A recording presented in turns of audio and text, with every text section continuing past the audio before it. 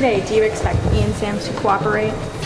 Well, I mean, he had a lot to say while he was working for the White House, so I'm sure he'll have a lot to say today. He was very vocal and very active on Twitter, so we're going to ask him, a lot of questions about what he would say publicly from behind the podium at the White House and what he would tweet about, and see if he still stands by a lot of those claims he made.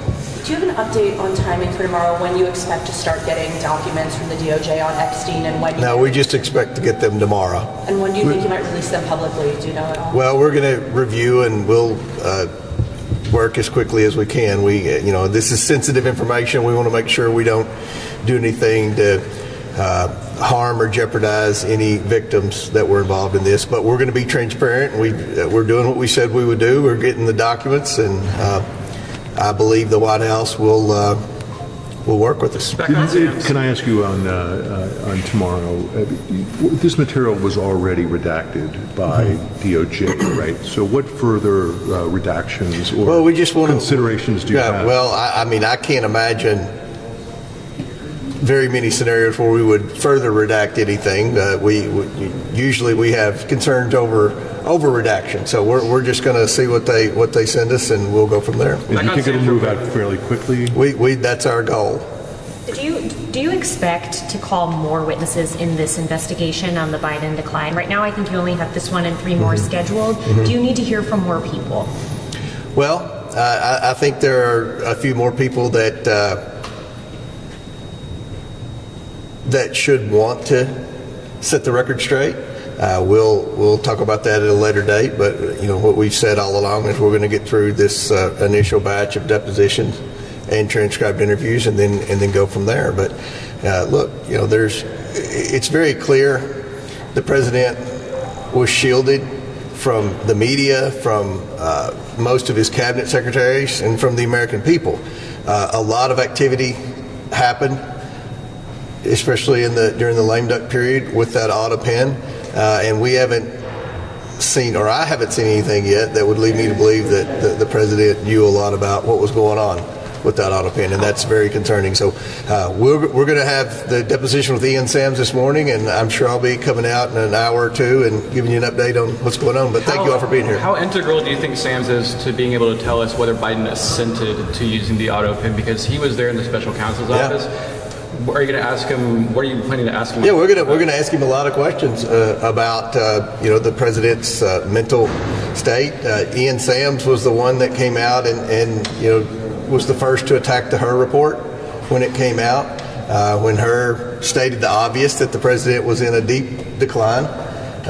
Ian Sams was quick to attack Robert Hur and attack the Wall Street Journal or any other media publication that wrote about that. So we'll see what he says today, because we all know after the Hur report that was very factual. And if anything, Robert Hur was being kind to President Biden. So we've seen the video, and we've all seen the debate performance, and we've seen the decline and the very few opportunities we had to witness Joe Biden during the lame duck period. So we'll see if Ian Sams continues to be as vocal about the president's health today as he was when he was being employed by the president. Is there any indication of tomorrow's deadline being pushed at all? Do what? Is there any indication of tomorrow's deadline being pushed? No, we expect to get them tomorrow. Thank you, Mr. Chairman. Wow. That was probably the most informative transcribed interview / deposition we've had thus far. I'll give Mr. Sams credit. He answered our questions. And I think one of the most shocking things to me is, and you'll have to remember, because many of you quoted every word he said religiously, throughout his entire tenure as the White House spokesperson. He communicated with Joe Biden 2 times. He saw Joe Biden, talked to Joe Biden 2 times, the entire stint as White House spokesperson. But yet he would every day tweet and issue statements from the podium of the White House, combating everything that we were doing in the Oversight Committee with respect to the investigation, combating the Hur report, saying he didn't know. In fact, Robert Hur spent more time with Joe Biden than Ian Sams. Think about that. Robert Hur spent significantly more time with Joe Biden than Ian Sams did. So when we would ask questions, well, you said this, did Joe Biden tell you that? And well, you know, I got it from the president. Did Joe Biden tell you this? Did Joe Biden send you an email himself? Well, no. So it raises serious concerns and serious questions about who was calling the shots in the White House. If the White House spokesperson is being shielded from the President of the United States, who was operating the Oval Office? I mean, this is what this whole investigation is about. That auto pen was used excessively, and yet no one can say for certain that Joe Biden was given the was given the orders to use the auto pen. And if you're using the auto pen to sign one document and Joe Biden's in the White House 75% of the time when the document's used, why not have Joe Biden sign the document right there? Why have to go through all the bureaucracy of using the auto pen?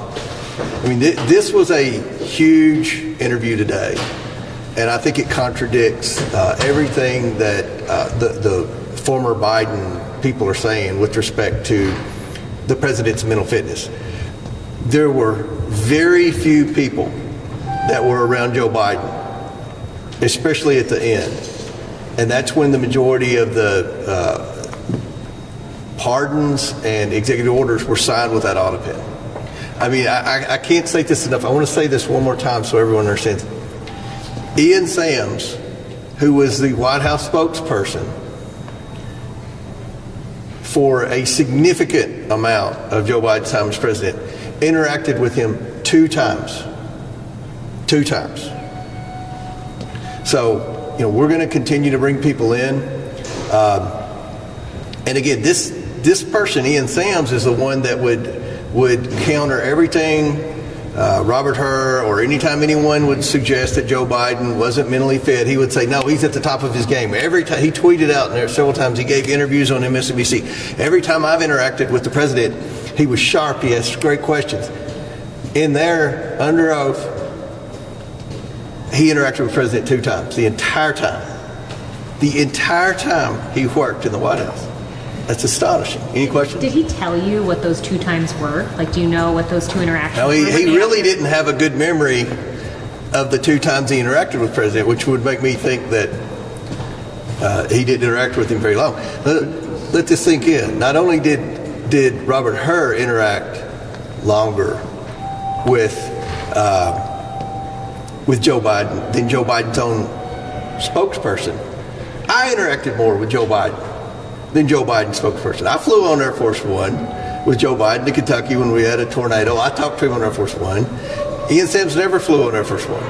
Do you recall a president's spokesperson not traveling with the president when he traveled? He never went on Air Force One. I've been on Air Force One with Joe Biden. Did he say, though, in his two interactions with him that the president was mentally sharp? Or Oh, of course he did. Yeah, well, he had to. He said that in front of you all 100 times. But in there, when he acknowledged you'd only been with him twice, during those two times, did he describe the president as mentally sharp? He had to, absolutely, because he said that, for hours and hours and hours of press conferences and TV interviews on MSNBC and CNN. Did you get any indication about what kind of legal advice the White House counsel, he was a spokesperson, like what the White House counsel was giving Biden as far as legal advice for using? Well, he said that most of his talking points came from White House counsel. So, again, this is the president's spokesperson who has no communication with the president.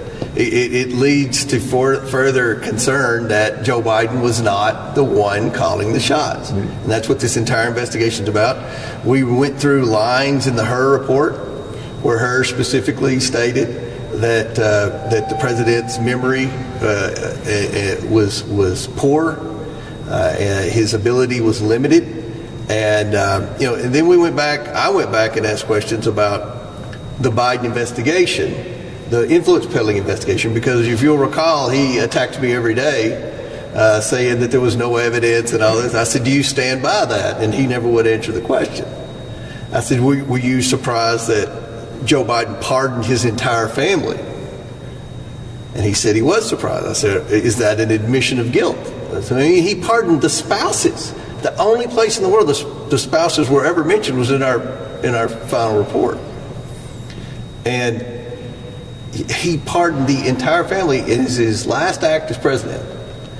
And I think that everyone in America knows that was an admission of guilt. So, again, I think this is explosive. When you all read the transcript, I think you will agree. This was the White House spokesperson. It just pours fuel on the fire that Joe Biden was not the one making the decision with respect to who was using the auto pen. Do you have a sense of how many times President Biden used the auto pen in the last couple of years of his administration? Yes, we've looked at all of that. How much? Well, there were thousands. But it was the most prolific use of the auto pen was after the president dropped out. Did Ian Sams have any information about nefarious use of that? I mean, you're talking about what he didn't have much interaction. No, he wasn't in the loop. I mean, this guy, in his defense, he was not in the inner circle, okay? But he was the spokesperson. I've read presidential history books. I'm sure you all have as well.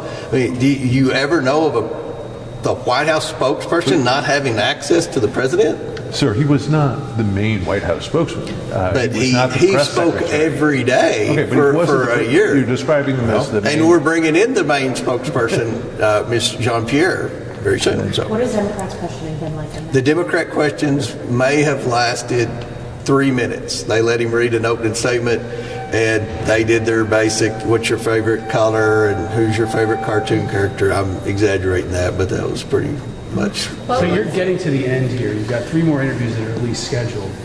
What are the potential outcomes here? Are legislation, charges? What are we looking for? Well, we'll just have to see. And again, we'll release all the transcripts once everyone has testified. We want to make sure that everyone's testimony is consistent. But I think we're seeing a pattern here, a pattern that would suggest Joe Biden was not leading the White House. And with respect to the auto pen, we'll have a lot more to say about that at the end of the investigation. So thank you all very much for being here. Appreciate it. Muy pronto, vuelve a escuchar las noticias más relevantes en este canal de noticias.